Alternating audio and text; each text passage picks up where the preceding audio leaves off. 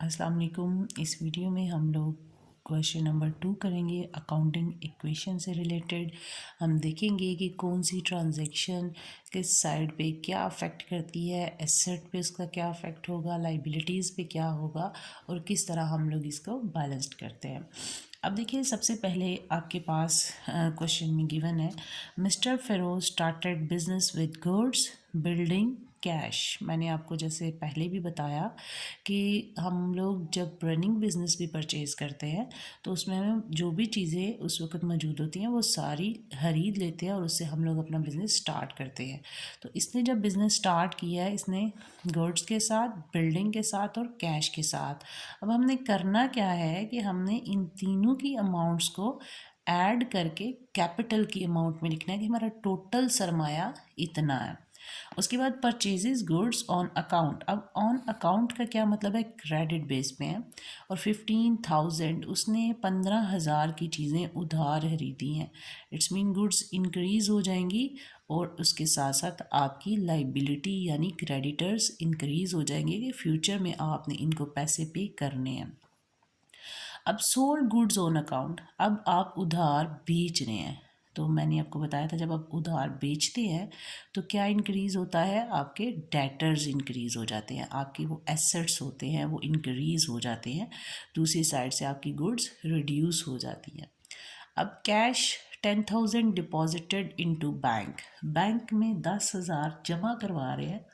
तो ये भी दोनों फैक्ट एसेट साइड पे होंगे। कैश हमारा रिड्यूस हो जाएगा और बैंक 10,000 से इंक्रीज हो जाएगा। फिर हमारे पास है paid cash to supplier of goods ₹10,000।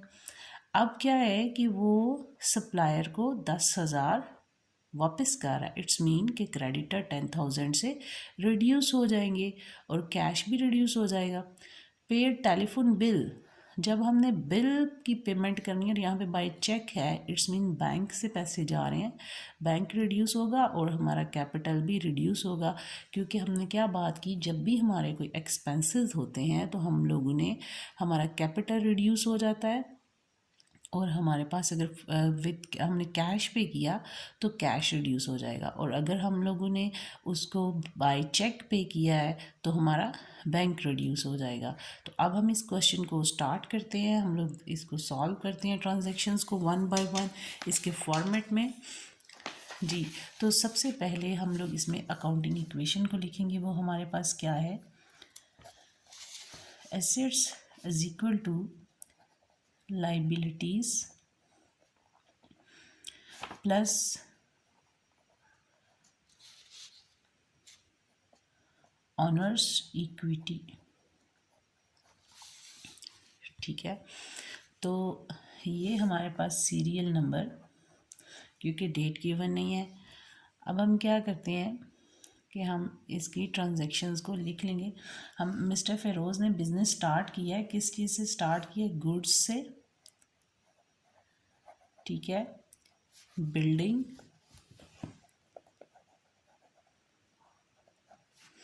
Plus cash, और इन सब का टोटल करके हम किस में लिखते हैं,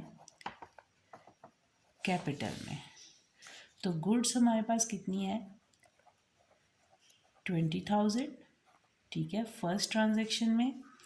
बिल्डिंग हमारे पास कितनी है, 50,000 और कैश है 55,000।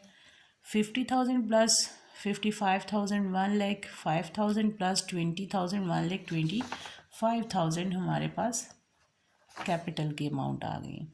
ठीक है, अब मैंने आपको बताया था कि हर ट्रांजैक्शन के बाद हमने बैलेंस लिखना है।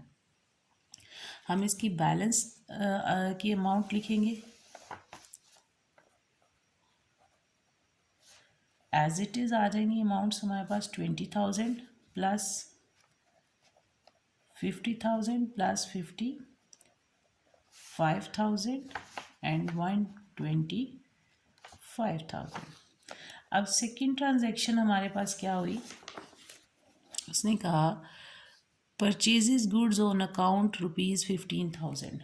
15,000 की चीज़ें वो उधार खरीद रहा है। तो जब वो उधार चीज़ें खरीदेगा तो क्या अफेक्ट होगा?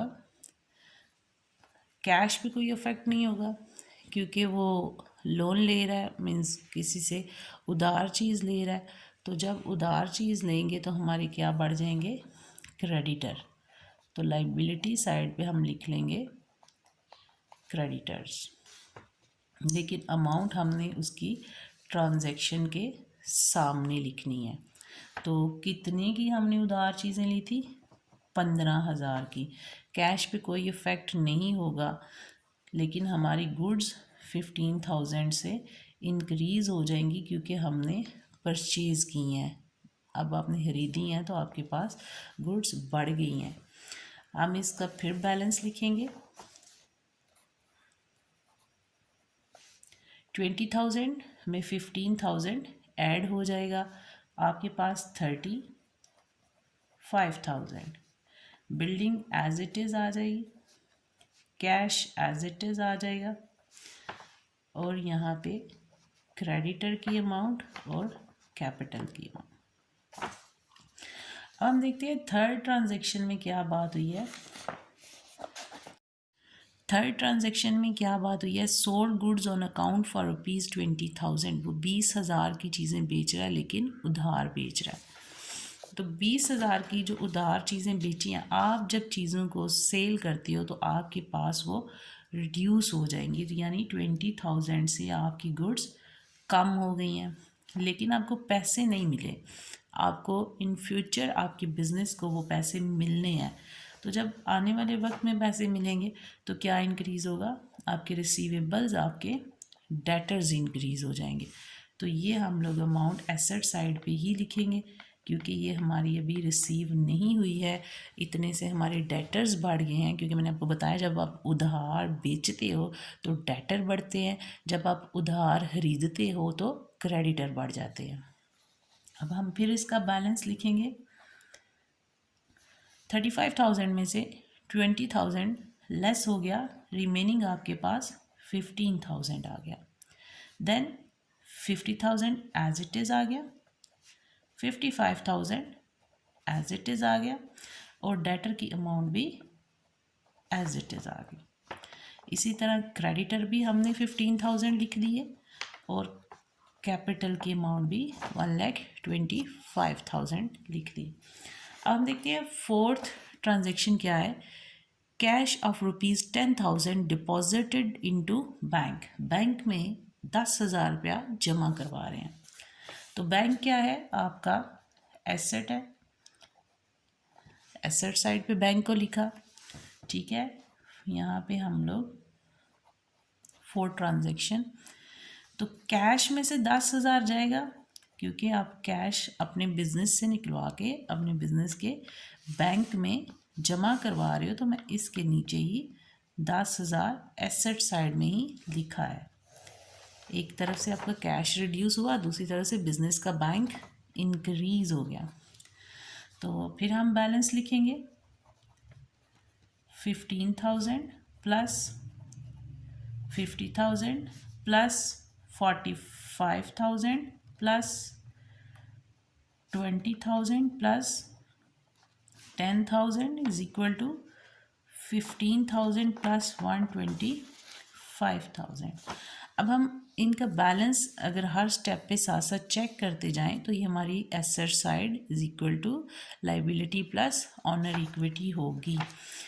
तो यहाँ पे भी हम अगर देख लें 50,000 प्लस 45,000 95,000 प्लस 15,000 1,10,000 प्लस 30,000 1,40,000 हमारे पास हो जाएगा, और यहाँ पे भी इसमें जमा करें तो 1,40,000 आता है। इसी तरह हम लोग इसकी फिफ्थ ट्रांजैक्शन को करेंगे, उसका फैक्ट शो करेंगे। Paid cash to supplier of goods, यानी जिससे हमने चीज़ें उधार खरीदी थी उस सप्लायर को 10,000 हम पे कर रहे हैं। जब 10,000 पे कर रहे हैं तो कैश हमारा 10,000 से रिड्यूस हो गया।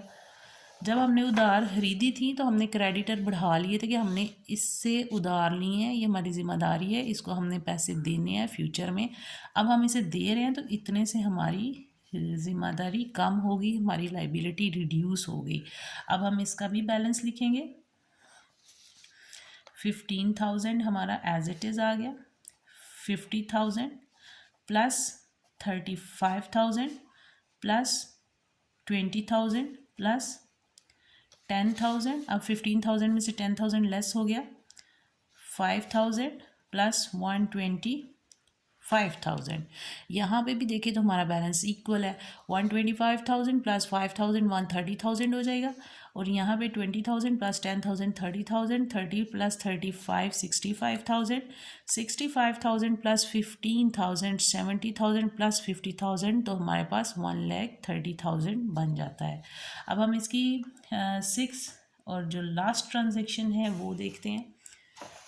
Paid telephone bill ₹2,000 by cheque, cheque के थ्रू वो 2,000 पे कर रहा है। इट्स मीन बैंक जो है हमारा वो 2,000 से रिड्यूस हो जाएगा और 2,000 से आपका कैपिटल भी रिड्यूस हो जाएगा।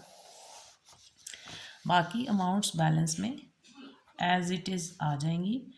15,000 प्लस 50,000 प्लस 35,000 प्लस 20,000 प्लस 8,000, क्योंकि 10,000 में से 2,000 हमने चेक दे दिया जिससे हमारा बैंक कम हो गया।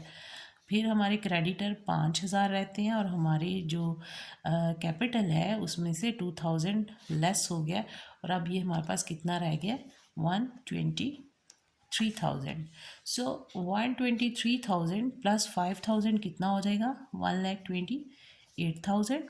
और अब हम इन सबको ऐड कर लेंगे, ठीक है। 15,000 प्लस 50,000 65,000, 65,000 प्लस 35,000, ये हमारे पास 100,000 बन गया। तो उसमें 20,000 प्लस 8,000 किया तो 28,000, यानी 1,28,000 हमारा यहाँ पे आ गया। तो एसेट्स की अमाउंट हमारी लाइबिलिटी के इक्वल आई है। तो इसके साथ हमारा ये सेकंड क्वेश्चन कंप्लीट होता है। अगर आपको इसमें स्टिल कोई इशू हो तो आप लोग कमेंट करके पूछ सकते हैं। थैंक यू, अल्लाह हाफिज़।